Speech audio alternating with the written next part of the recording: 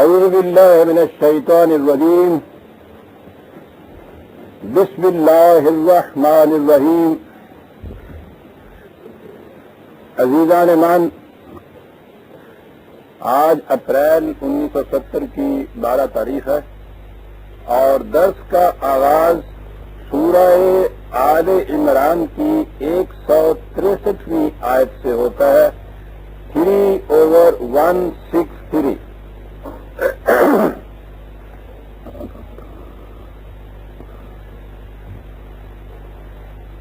آپ ذرا تصور میں لائیے ایسے منظر کو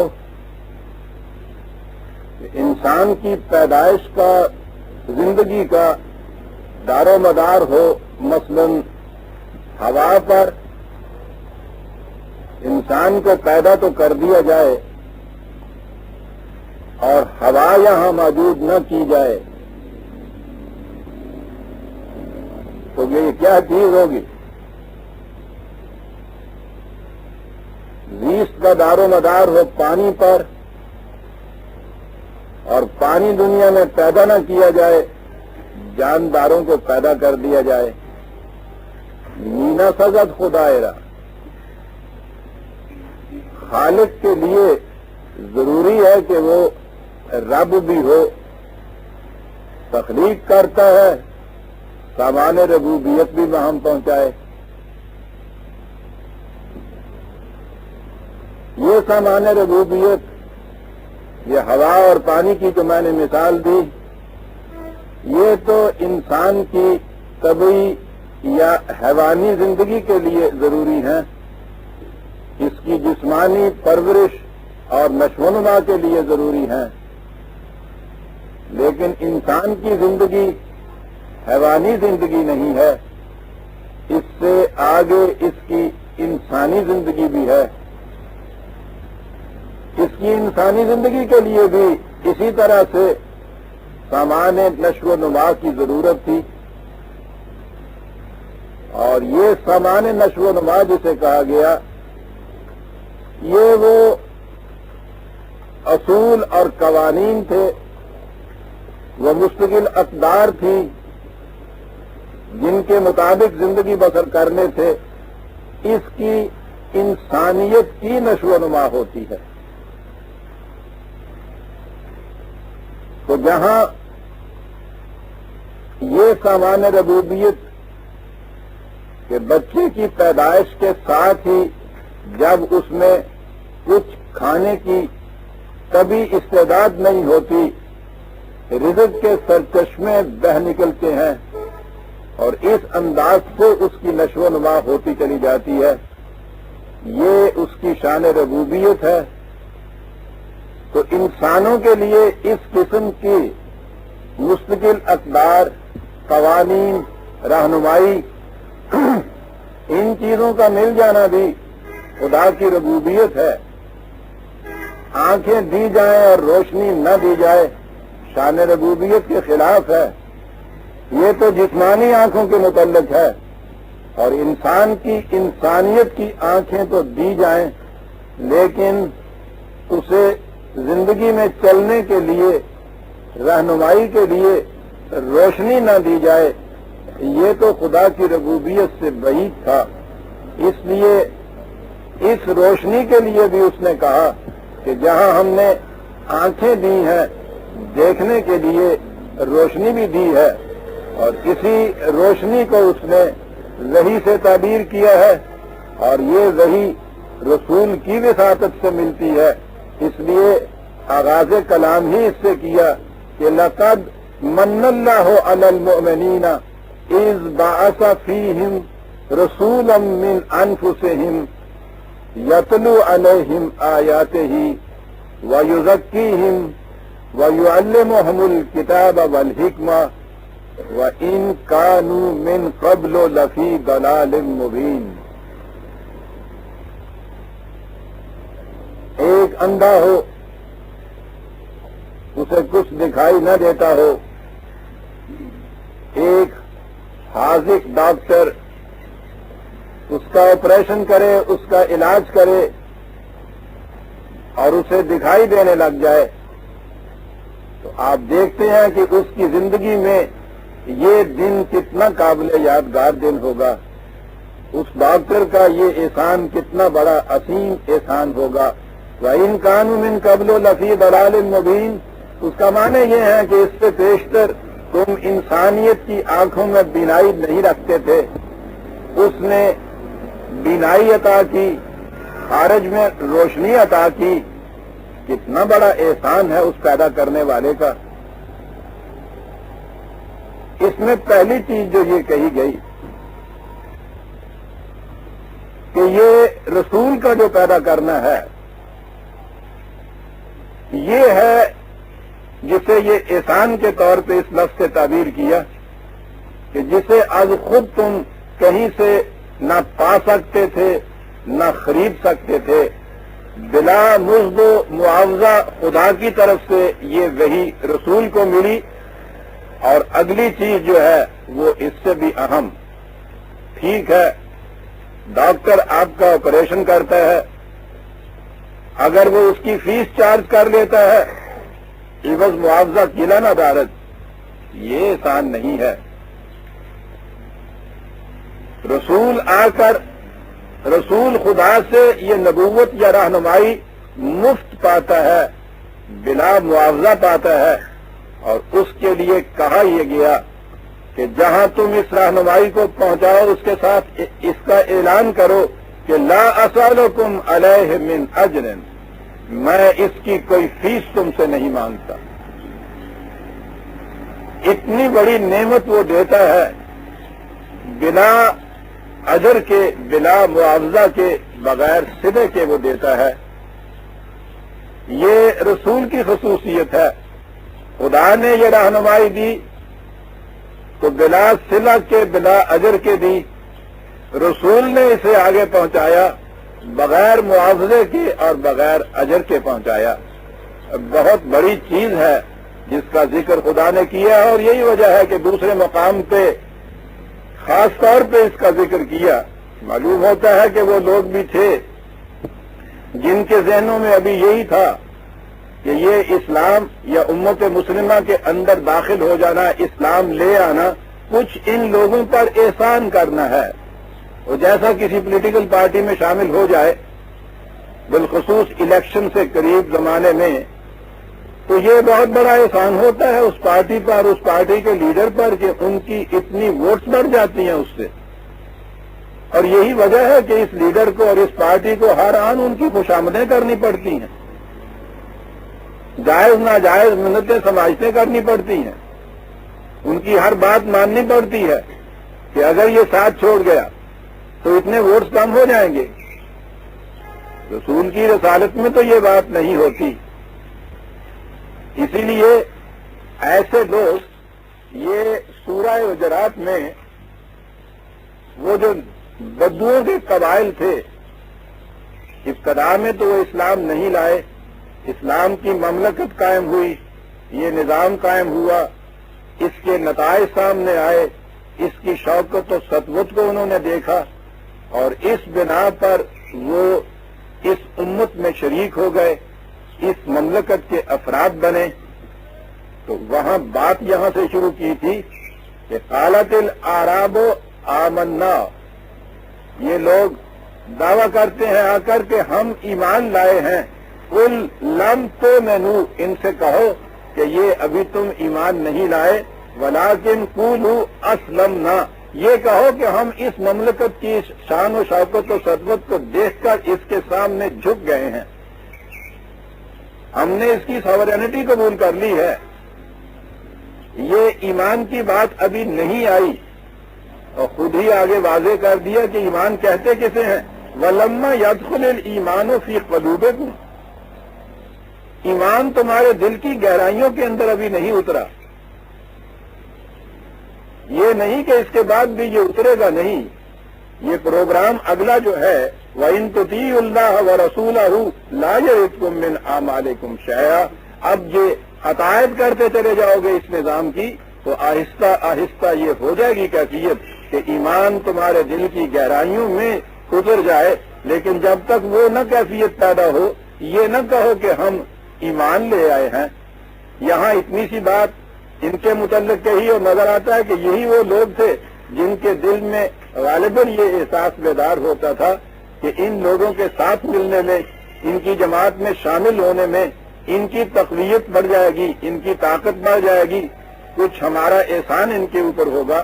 یہیں 2 آیات کے بعد یہ کہا کہ یمنون علیک ان اسلموا، اس طرح سے یہ جو سرنڈر کر کے تمہاری جماعت میں شامل ہو گئے ہیں، یہ تم پہ احسان رکھ رہے ہیں اس بات سے کہ ہم اسلام لے آئے ہیں، احسان جتاتے ہیں اس بات کا۔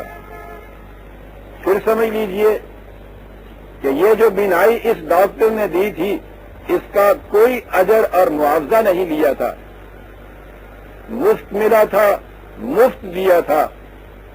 یہ لوگ جو اس طرح سے اسلام لانے میں سمجھتے تھے کہ ہم نے کوئی احسان کیا ہے ان کے اوپر، کہا کہ کل لا تمنوا علی اسلامکم، ان سے کہہ دو کہ تم اپنے اسلام کا کوئی احسان مجھ پہ نہ جتلاؤ، میرا کوئی ذاتی فائدہ نہیں،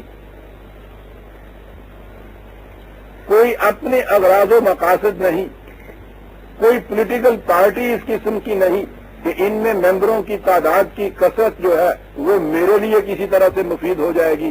سوال ہی یہ نہیں ہے، یہ تو حق اور صداقت کو قبول کرنا، اسے آگے پہنچانا ہے۔ مجھے بلا معاوضہ ملا، میں نے بلا معاوضہ دیا، تم آگے اس کو بلا معاوضہ دوسروں تک پہنچاؤ، یہ تو یہ پروگرام ہے۔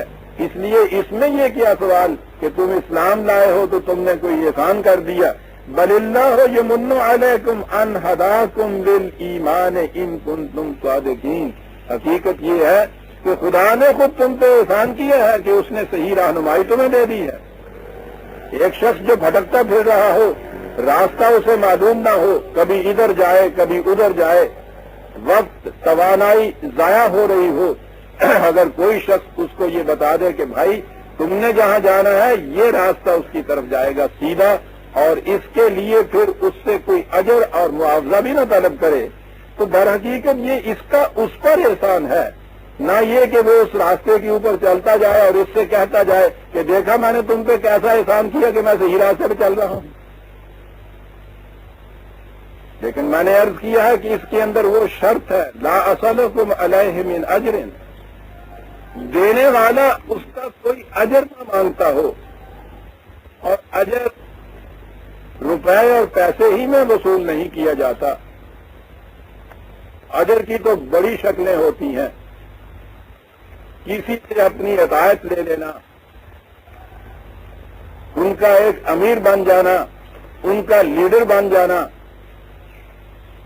ہر وقت اپنا ان پہ حکم چلاتے چلے جانا، ان کے دلوں میں اپنی ارادت اور عقیدت اس انداز کی پیدا کر دینا کہ وہ ہر وقت اس کے اشاروں پہ جھکتے چلے جائیں، یہ سب اجر کی مختلف قسمیں ہیں۔ رسول نے جب یہ کہا تھا اور وہ کہتا تھا کہ میں تم سے کوئی اجر نہیں چاہتا، تو وہ ان میں سے کوئی چیز ان سے نہیں چاہتا تھا۔ یہ ٹھیک ہے کہ کسی کی سیرت اور کیریکٹر کی بلندی کی بنا پر آپ کے دل میں اس کا احترام پیدا ہوتا ہے، اس کی تکریم پیدا ہوتی ہے، اور یہ تو قرآن نے خود کہا ہے کہ ان اکرمکم عند اللہ اتقاکم، جو زیادہ سے زیادہ ان قوانین کی اطاعت کرے گا زیادہ سے زیادہ واجب التکریم ہوتا چلا جائے گا۔ تکریم اور احترام کا جذبہ، اور وہ بھی کسی کے حسن عمل کی بنا پر، سیرت کی پاکیزگی کی بنا پر، کیریکٹر کی بلندی کی بنا پر اگر دل میں یہ پیدا ہوتا ہے تو یہ ہونا چاہیے، اور یہ نہایت ضروری چیز ہے۔ آپ اس میں اس شخصیت کی تکریم نہیں کر رہے، اس کے حسن سیرت کی تکریم کر رہے ہیں، اس کے کیریکٹر کی بلندی کا اعتراف کر رہے ہیں، اس کو اپریشیٹ کر رہے ہیں، اسے اس کا اجر نہیں کہتے۔ اس لیے احترام و تکریم تو اور شے ہے، لیکن کسی سے صلہ اور معاوضہ کی توقع رکھنا، اس کا طلب کرنا، وہ کسی شکل کے اندر بھی کیوں نہ ہو، جو خدا کے قوانین اور اس کی تعلیم کو آگے پہنچانے والا ہے، اس کے لیے قطعاً یہ جائز نہیں ہے۔ اور یہی وجہ ہے کہ جس تک وہ پیغام پہنچاتا ہے وہ پھر یہ نہیں کہتے کہ ہم تم پر اپنا احسان رکھتے ہیں، خدا کہتا ہے کہ احسان تو ہمارا ان پر ہے، کہ ہم نے انہیں یہ صحیح راستہ دکھا دیا اور اس طرح سے ان کی آوارگی کو سفر میں بدل دیا. انہوں نے جو یوں ہی ناحق تھک کر چور ہو جانا تھا، ان کی محنتوں کو ہم نے بچا دیا. اور وہی کرتا ہی یہ ہے دنیا میں عزیزان من. وہ انسان کی ایفرٹس کو، انسان کی محنت کو اکانومائز کر دیتا ہے اقبال کے الفاظ میں. تو یہ جو چیز کسی کی طرف سے مل رہی ہے اور بلا مزد و معاوضہ، بلا صلہ اور ستائش کے مل رہی ہے، یقیناً اگر سوچا جائے تو یہ اس کا احسان ہے، نہ یہ کہ ایسا راستہ دکھانے والا، مفت میں بینائی دینے والا جو ہے اس کے سر پہ ہم خود اس کے سر پہ احسان الٹا دھریں. لقد من اللہ علی المؤمنین اذ بعث فیہم رسولا، رسول ایک ان میں بھیجا، پیغام بر ہم نے بھیجا. اس میں آگے ایک خصوصیت اس رسول کی پہلی یہ بتائی ہے، رسولا من انفسہم. بڑی عظیم بات.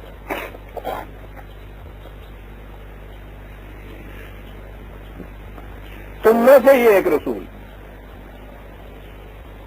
نظر بظاہر تو کوئی خاص بات دکھائی نہیں دیتی کہ یہ ٹھیک ہے تم میں سے ایک رسول. اور پھر بار بار قرآن زور دیتا چلا جاتا ہے، ان کی زبان سے کہلوا رہا ہے، اس رسول کی زبان سے کہلا رہا ہے کہ انا بشر مثلکم یوحی علیہ. وہ فرق صرف یہ ہے کہ میری طرف، خدا کی طرف سے مجھے وحی ملتی ہے، وہ میں وحی تم تک پہنچا دیتا ہوں. اور انا بشر مثلکم، یہ بڑی غور طلب چیز ہے عزیزان من کہ اس پہ اتنا زور کیوں دیا گیا. رسول من انفسہم. آپ دیکھیں گے مذاہب عالم جو اس دین کی شکل نہیں ہے جو انہیں خدا کی طرف سے ملا تھا، انسانی خیالات، ارادت مندیوں، عقیدت مندیوں کا جس کے اندر رنگ شامل ہو گیا، اس میں آپ دیکھیں گے کہ انہوں نے اپنے بانیان مذاہب کو، ہاں وہ انبیاء کرام میں سے ہی کیوں نہیں ہے، ان انبیاء کرام میں سے جن کا نام قرآن نے دیا ہے ان میں سے بھی کیوں نہ ہو، انہوں نے انسان کے درجے سے ہمیشہ اونچا کر کے رکھ دیا. انہیں فوق الفطرت خصوصیات کا حامل بتا دیا. وہ اس قسم کی، یعنی ان کی شخصیت سامنے آتی ہے تو نظر آتا ہے کہ وہ کوئی الگ مخلوق تھے. خدا نے خاص طور پہ ان کو ان خصوصیات کا حامل پیدا کیا تھا. وہ تو یہ کچھ کر گئے، انہوں نے تو یہ کچھ کر کے دکھا دیا، لیکن ہم تو بھائی بندے بشر ہیں، ہم سے یہ چیز کیسے ہو سکتی ہے. آپ دیکھیں گے کہ ہر مذہب میں یہ کیفیت ہے کہ انہوں نے اپنے بانی مذہب کو فوق الفطرت قوتوں کا حامل بتایا ہے. عام انسان نہیں ان کو رکھا انہوں نے. آپ کو معلوم ہے اس سے فرق کیا پڑتا ہے. ایک شخص آپ کے سامنے آتا ہے، چھوٹی چھوٹی سی باتیں آپ دیکھیے، بنگڑ خانے کا فقیر، میلے کچالے کپڑے، الجھی ہوئی لٹیں، آنکھوں کے اندر پتہ نہیں کس قسم کا وہ نشہ پیا ہے جس میں سرخی کے انگارے نکل رہے ہیں. کوئی شخص اس کے قریب جانے کو تیار نہیں. آپ چلے جا رہے ہیں اور وہ کھڑا ہو کے کہتا ہے اور ٹھہرو دیکھو میں کیا کر سکتا ہوں. بالوں کو نچوڑتا ہے، اس میں سے دودھ کے قطرے ٹپک پڑتے ہیں. آپ کی عقل و فکر کے سارے چراغ گل ہو جاتے ہیں. آپ انہیں فوراً خدا کا کوئی بزرگ، کوئی بہت پہنچا ہوا فقیر، کرامات والا مانتے ہیں، فوراً اس کے پاؤں پڑ جاتے ہیں. اور اس کے بعد جب وہ آپ سے کہتا ہے کہ یہ کرو جو میں تم سے کہتا ہوں، آپ نہ سوچتے ہیں، نہ سمجھتے ہیں، نہ غور و فکر اس پہ کرتے ہیں. ایک روب طاری ہو جاتا ہے آپ کے اوپر، جو وہ کہتا ہے آپ کرتے چلے جاتے ہیں. یہ کیا ہے؟ وہ بشر مثلکم نہیں رہا.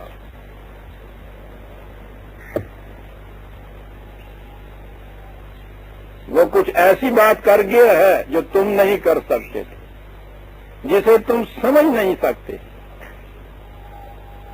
یہ جب بھی کسی کو آپ بشر مثلکم سے اوپر لے جائیں گے تو وہ جو کچھ کہے گا، جو کچھ کرے گا، وہ آپ عقل و بصیرت سے نہ سمجھیں گے، نہ سمجھ سکیں گے. لیکن جب وہ بشر مثلکم کے لیول کے اوپر آپ سے کہے گا، وہ بھی بات کہے گا کہ ادعو الی اللہ علی بصیرۃ، میں جو تمہیں دعوت دیتا ہوں خدا کی طرف، عقل و بصیرت کی بنا پہ دعوت دیتا ہوں، اور تم سے بھی وہ کہتا ہے کہ تتفکروا، جو کچھ میں کہتا ہوں غور و فکر سے اس کو سوچو اور سمجھو. یہ نہ کہو کہ میں نے کوئی مافوقل کی چیزیں اپنے یہاں رکھی ہیں وہ تم سے منوانا چاہتا ہوں، غور و فکر کے دیے گل کرنا چاہتا ہوں، میری کرامات کے زور کے اوپر تم یہ چیزیں مانو. وہ یہ نہیں کہتا. رسولا من انفسہم، تم میں سے ایک رسول تمہارے جیسا ایک انسان. میں کہتا ہوں یہ ہے بہت بڑا احسان. سوچئے کہ اگر کوئی رسول ما فوق الفطرت کی کا پیکر لیے ہوئے عجیب و غریب کی اس کی حیث قضائی ہو، انسانوں میں سے ہو ہی نہ، عجیب مخلوق ہو، عجیب عجیب اس سے کارنامے سرزد ہوں، وہ آ کے آپ سے جو کچھ کہے آپ مجبور ہو جائیں گے اس کو ماننے کے لیے. ایک ڈر، ایک دہشت، ایک خوف طاری ہو جائے گا. عقل و بصیرت کی روح سے آپ کوئی بات اس کی نہیں مانیں گے. اور یہی وجہ ہے کہ جتنے یہ جن کے آپ حضرت صاحب کہتے ہیں ان کے یہاں جو باتیں آپ سن کے آتے ہیں عقل و فکر کی روح سے نہیں آپ ان کو مانتے. آگے آپ بات کرتے بھی ہیں تو ان میں عقل و فکر ہوتی نہیں. جب آپ سے پوچھا جاتا ہے تو کہتے ہیں کہ صاحب یہ تو عالم بالا کی باتیں ہیں، باطنی علم ہے، میں اور آپ اس کو سمجھ نہیں سکتے.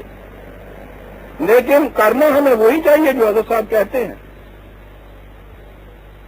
رسول اس طرح سے اپنی بات نہیں منواتا. اور یہ بہت بڑا احسان ہے انسانیت کے اوپر کہ وہ ان کے عقل و فکر کے چراغوں کو گل کر کے اپنی بات نہیں منواتا. ان دیوں کی روشنی کو اور زیادہ وہ اجالا دیتا ہے اور بڑھاتا ہے. اور وہ یہ کہتا ہے کہ جو کچھ میں کہتا ہوں غور و فکر کی بنا پر اس پہ سوچو، اور پھر اگر یہ بات تمہاری سمجھ میں آتی ہے تو اسے تم تسلیم کرو. اس کی تعلیم انسانی اس صلاحیتوں کو نشو و نما دینے والی تعلیم. سب سے پہلی صلاحیت انسان کی تو غور و فکر کی ہے.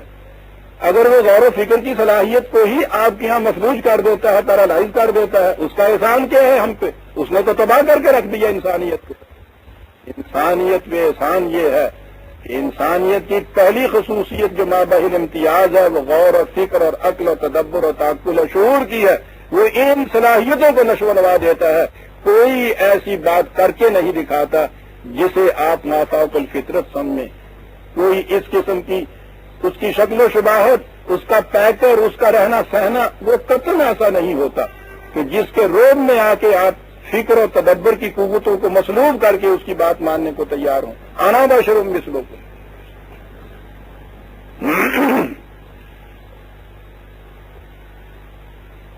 مخالفین جن کے متعلق کہا ان کانوا من قبل لفی ضلال مبین، اس سے پیشتر تم کھلی ہوئی گمراہی میں تھے. کھلی ہوئی گمراہی کیا تھی؟ وہ اس رسول سے بار بار یہ کہتے تھے کہ اگر تم خدا کی طرف سے رسول ہو تو کوئی معجزہ دکھاؤ، تم بتاؤ کہ تمہارے پاس اس کا ثبوت کیا ہے کہ تم جو کہتے ہو کہ مجھے خدا کی طرف سے یہ علم ملتا ہے اس میں تم سچے ہو.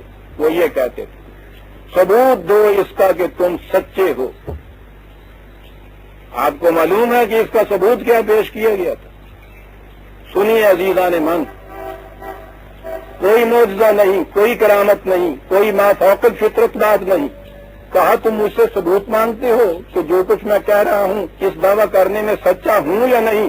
قد لبثت فیکم عمرا من قبلہ افلا تعقلون. میں کہیں باہر سے نہیں آیا، میں نے تو ساری عمر تمہارے اندر بسر کی ہے. میری زندگی پہ غور کرو اور سوچو کہ یہ زندگی جھوٹے کی زندگی ہے یا سچے کی زندگی ہے. جس نے ساری عمر تمہارے اندر بسر کی ہے وہ اپنی اس پوری گزشتہ عمر کو تمہارے سامنے اپنے دعوے کی صداقت کا ثبوت میں پیش کر رہا ہے. یہ ہے عزیزان من معجزہ کہ ہرکل کے دربار میں ابو سفیان گیا ہوا ہے ان کے خلاف مدد لینے کے لیے، اور وہاں وہ شخص وہ بھی غیر مسلم ہے، یہ سخت ترین مخالف ہے. وہ ان سے اس سے پوچھتا ہے کہ وہ شخص کہیں باہر سے آیا ہے تمہارے ہاں؟ اس نے کہا کہ نہیں، وہ ہم میں سے ہی ہے، رسول من انفسکم، ہمارے اندر اس نے زندگی بسر کی ہے. وہ پوچھتا ہے کہ پھر اس کی زندگی کیسی گزری اس سے پیشتر. صداقت یہ ہوتی ہے عزیزان من، منوا لیتی ہے اپنے آپ کو. اور اسے جرت نہیں ہوئی وہاں کہ ایک لفظ بھی کہا کہ اس کی زندگی تو بڑی پاکیزہ گزری ہے. اس شخص نے کہا کہ جو 40 سال تک جس قسم کی زندگی بسر کرتا ہے وہ اوور نائٹ شبہ شب جھوٹا نہیں ہو سکتا، اس لیے میں تمہیں اس کے خلاف مدد نہیں دے سکتا. یہ ہے معجزہ.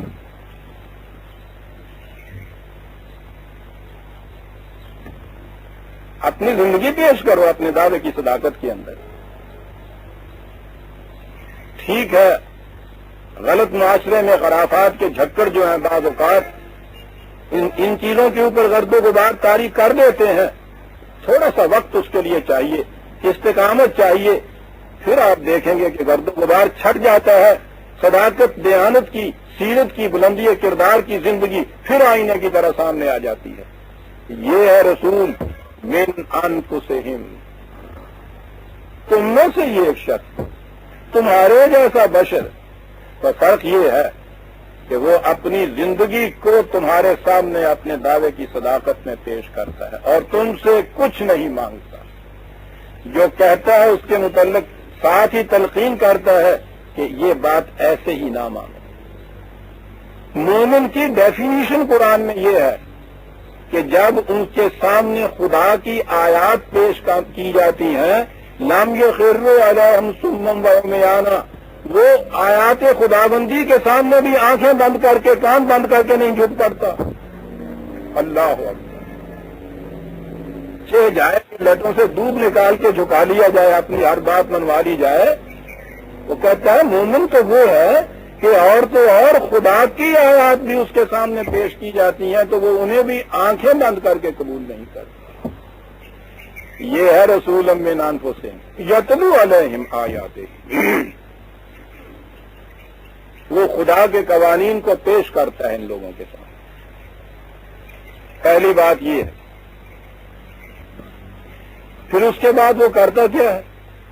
جیسا میں نے ابھی عرض کیا، انسانی صلاحیتوں کو مسلوب کرتا ہے، دباتا ہے ان کو؟ بالکل نہیں. پہلی چیز عزیزان ایمان یہاں یہ کہی، اور دیکھیے قرآن کا اعجاز، اتنی بڑی چیز یہ جو تیم وہ ان کی انسانی صلاحیتوں کی نشو و نما کرتا ہے. یہ یوزک کی اس لفظ کا مادہ جو ہے، عربی زبان میں ہر لفظ کا مادہ ہوتا ہے، زے کاف یہ یا زے کاف واو. اس کے معنی ہوتا ہے بڑھنا، پھولنا، پھلنا، نشو و نما پانا، تربیت حاصل کر کے آگے بڑھتے چلے جانا، اونچے ہوتے چلے جانا. گروتھ اس کے معنی، ڈیولپمنٹ اس کے معنی ہوتے ہیں. قرآن میں یہ لفظ انہی معنوں میں استعمال ہوا ہے. یوزک کی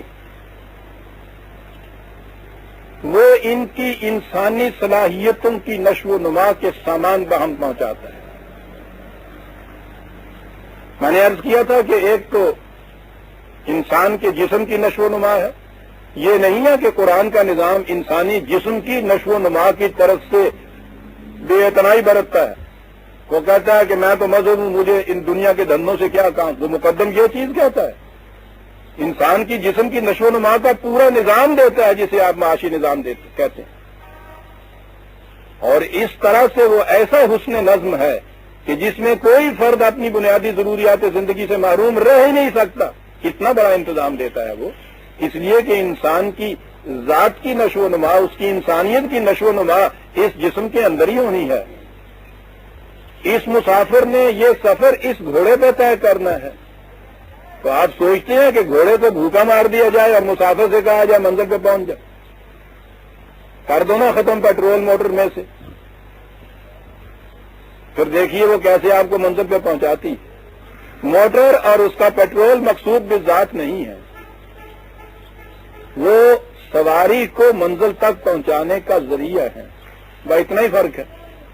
مادی نظریہ حیات میں انسان کا جسم اور اس کی نشو و نما مقصود بذات ہو جاتی ہے. موٹر اور اس کے پرزے اور اس کا پیٹرول اور اس کا موبل آئل مقصود بذات ہوتا ہے. سواری بیٹھے نہ بیٹھے وہ چلے جا رہی ہے.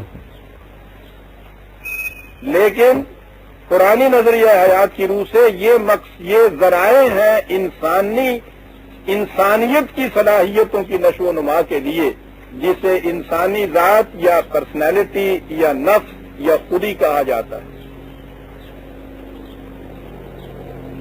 قرآن کی روح سے یہ جو زکا یا یزکیہم ہے، اس میں دونوں چیزیں آ جاتی ہیں۔ انسان کی طبعی زندگی کی نشو و نما کے لیے بھی سامان مہیا کرنا، اور اس کی انسانیت کی صلاحیتوں کی نشو و نما کے لیے بھی نظم و نسق پیدا کرنا۔ رسول کا یہ فریضہ بتایا ہے وَيُزَكِّيهِمْ۔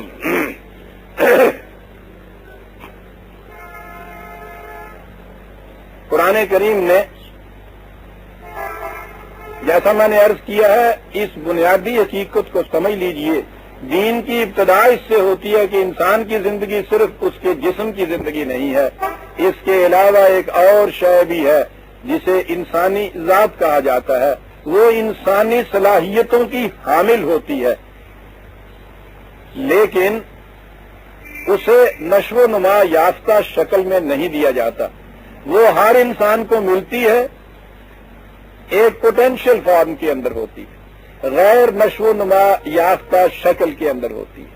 قرآن کریم کہتا ہے کہ انسانی زندگی کا مقصد یہ ہے، منتہا اس کا یہ ہے کہ یہ جو انسانیت کی نشو و نما کی حامل شے ہے، جسے اس نے انسانی ذات کہہ کر پکارا ہے، اس کی نشو و نما کرنا یہ انسانی زندگی کا مقصد ہے، یہ اس کا فریضہ ہے۔ 91/910 91/9 اور 10 وَنَفْسٍ وَمَا سَوَّاهَا، بات یہاں سے شروع ہوتی ہے۔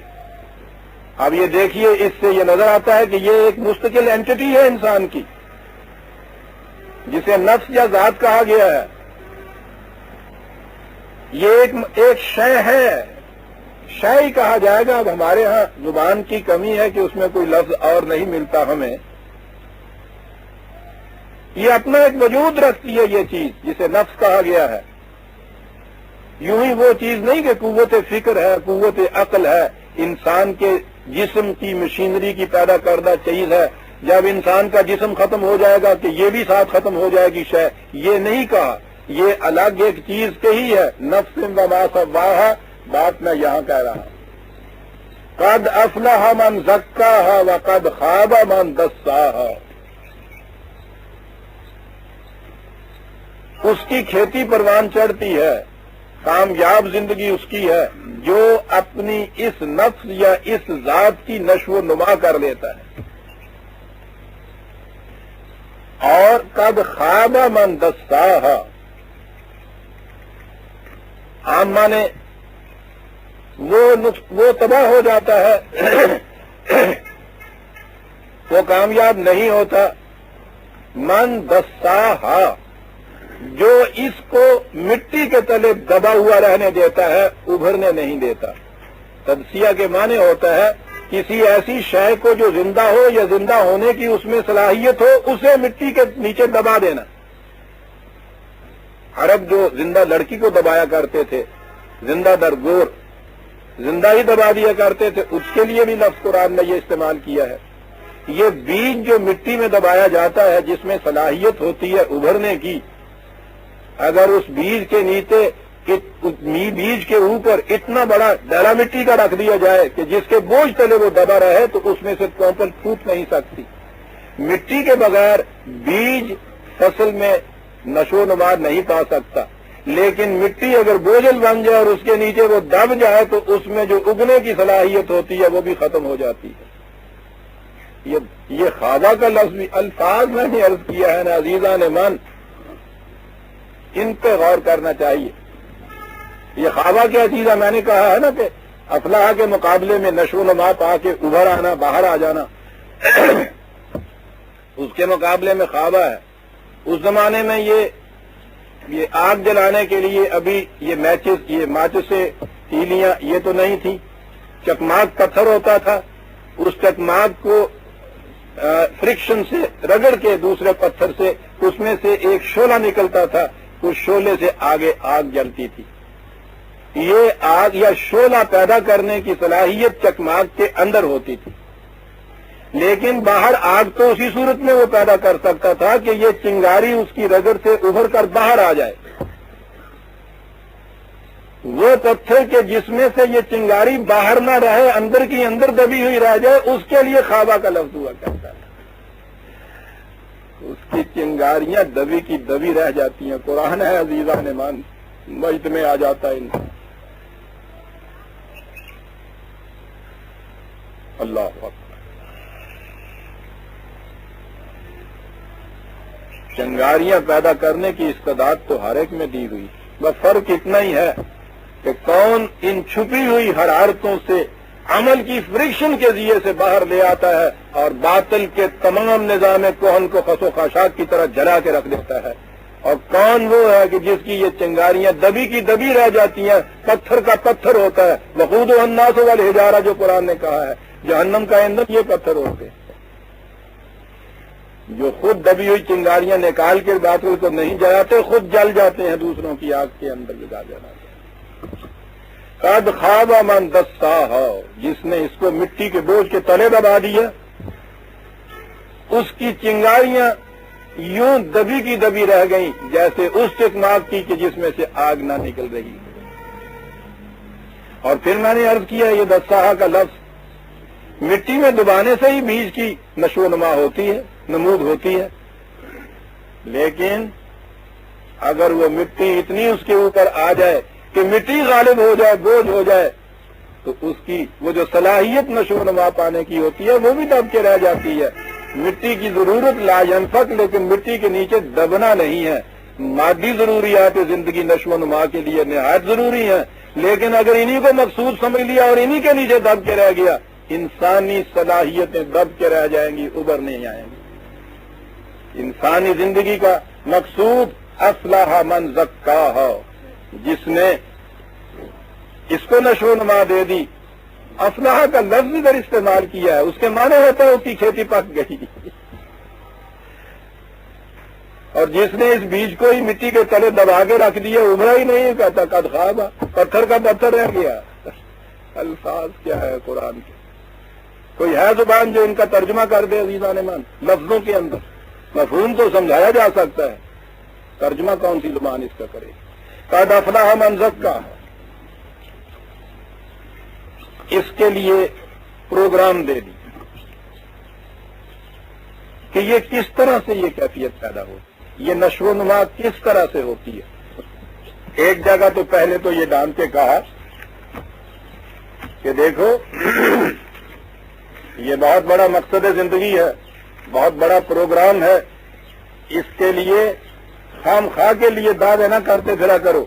فلا تزکوا انفسکم، اپنے آپ کو خام خواہ پیر بنا کے نہ پھرتے رہو۔ یہ نہ دعوے کرتے پھرا کرو کہ بڑے مزکی واقعہ ہوئے، ایسا بالکل نہیں۔ ہوگا عالم بمن اتقی، وہ جانتا ہے کون ان قوانین کے مطابق زندگی بسر کرتا ہے۔ نظر آیا یہاں جی، نظر یہاں ہے کہ مزکی اور اتقا متقی ایک ہی بات ہے۔ ہوا عالم بمن اتقی،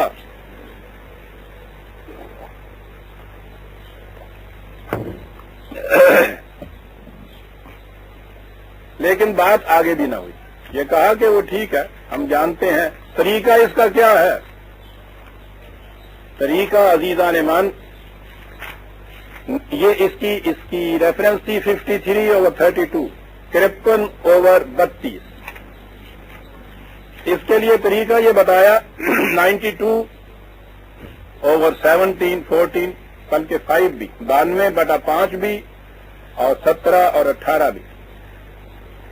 یہ یہاں تقویٰ تھا، کہا کہ فَأَمَّا مَنْ آتَى وَاتَّقَى وَصَدَّقَ بِالْحُسْنَى۔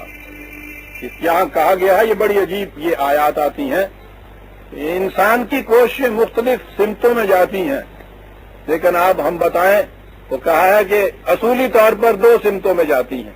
ایک تو یہ ہے من بخل واستغنى وكذب بالحسنى، جو سب کچھ اپنی ذات کے لیے سمیٹ کر رکھ لیتا ہے اور اس طرح سے معاشرے کے حسن کی تکذیب کرتا ہے، ایک تو وہ ہے۔ اور دوسرا یہ ہے کہ فَأَمَّا مَنْ آتَى وَاتَّقَى، کہ جو دیے چلا جاتا ہے دوسروں کی نشو و نما کے لیے، اور یوں تقوی شعار بنتا چلا جاتا ہے وصدق بالحسنی. اس طرح سے وہ معاشرہ کے حسن اور اپنی ذات کے حسن کی تصدیق کرتا چلا جاتا ہے. یہیں آگے چل کے یہ بتایا کہ جہنم سے کن لوگوں کو دور رکھا جائے گا. وَسَيُجَنَّبُهَا الْأَتْقَى الَّذِي. یہاں پھر وہ تقوی کا لفظ آیا ہے. میں نے عرض کیا تھا کہ وہاں قرآن نے یہ زکا کہا ہے، اس کے ساتھ تقوی کہا ہے. وہ کہا ہے کہ جہنم سے اس کو دور کیا جائے گا، دور رکھا جائے گا. الَّذِي یُؤْتِي مَالَهُ، جو جان مار کر محنت کرتا ہے اور اس سے جو حاصل ہوتا ہے اس میں صرف اپنی ضروریات کے لیے رکھتا ہے اور باقی سب کا سب دوسروں کی ضروریات پورا کرنے کے لیے دے دیتا ہے. یہ ہے یتزکا، جس کی اپنی نشو و نما ہوتی چلی جاتی ہے. بڑی اصولی بات ہے. انسان کے جسم کی نشو و نما ہر اس شے سے ہوتی ہے جسے یہ خود کھاتا ہے. یہ ہو ہی نہیں سکتا کہ گھی اور دودھ آپ کا بیٹا کھاتا چلا جائے اور تر و تازہ جوان آپ ہوتے چلے جائیں. جسم کی پرورش ہر اس شے سے ہوتی ہے جو انسان لیتا ہے. اور اس نے کہا کہ انسانی ذات کی پرورش اس سے ہوتی ہے جو دوسروں کو دیتا ہے.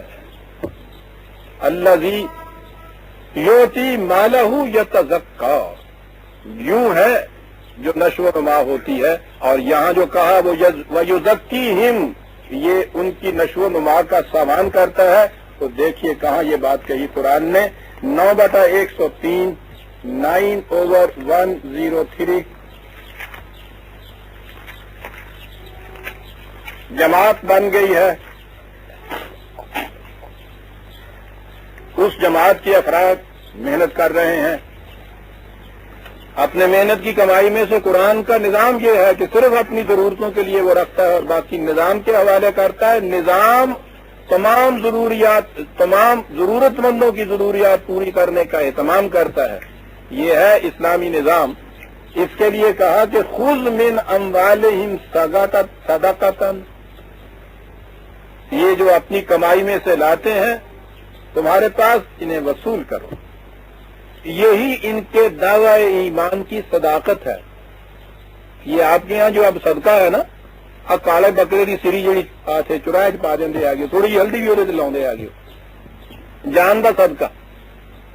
وہ مریض زیادہ بیمار جب ہو جاتا ہے تو اس کے بعد اس کی جان کا صدقہ دیتے ہیں.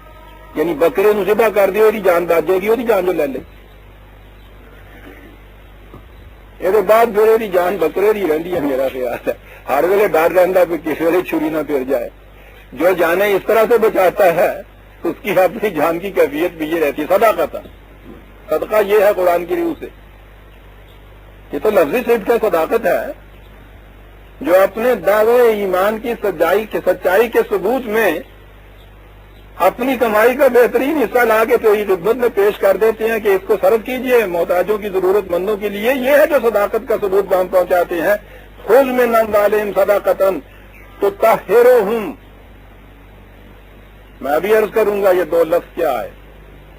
اس طرح سے ان کی زندگی کو پاکیزہ بناتا چلا جا. ریاء ناس کے لیے نہیں لا رہے، دکھاوے کے لیے نہیں لا رہے، معاوضہ لینے کے لیے نہیں دے رہے. محنت کرتے ہیں جی مار کر، نہایت دیانت سے اپنے دعوے کی صداقت کی ثبوت میں لا کے یہ پیش کرتے ہیں. اس سے زیادہ تطہیر سیرت اور کیا ہوگی بلا جانا ہے. ان کی سیرت کی پاکیزگی کا سامان تو ہم پہنچاتا جا. اور اس کے بعد ہے وَتُزَكِّيهِمْ بِهَا. دیکھیے دو لفظ ہیں. اور اس طرح سے یہ جو لا رہے ہیں یہ نہیں کہ اس سے اپنا گھر سونے کا بناتا چلا جا، اپنے لیے عیش کے سامان فراہم کرتا چلا جا. تُزَكِّيهِمْ بِهَا، انہی کے اس مال سے ان کی نشو و نما کا سامان ہم پہنچاتا چلا جا.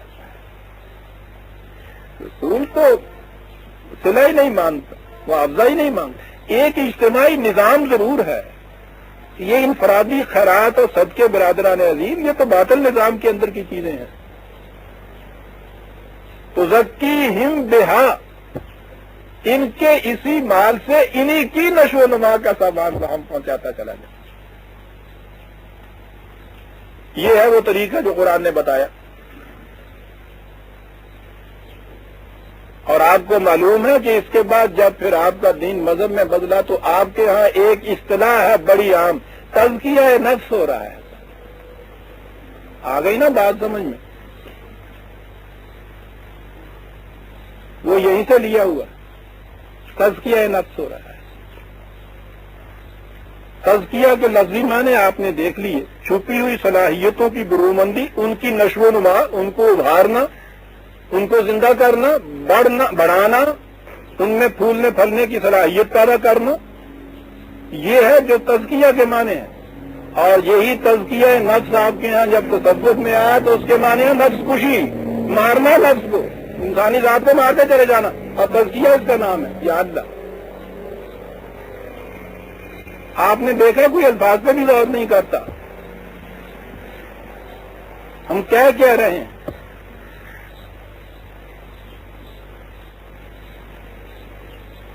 خود ہی ایک ایسا لفظ ان کے ہاں آ گیا کہ معلوم نہیں کہ کتنی بڑی ایک برائی کی چیز ہے جو کسی طرح سے اندر رکھ دی گئی ہے، اس کو مار تو چلے جاؤ، کچلتے چلے جاؤ. سمجھے؟ نفس کشی کے عجیب عجیب پھر طریقے، ریاضتیں، مراقبات، زاویے، چلے، 40 دن پانی کے پیالے پہ جینا. پہلی چیز یعنی ان کے ہاں سب سے بڑی چیز یہ ہے، سفر سامان ابدا کریے، مرنے تو پھر پہلے مریے. ہاں جی،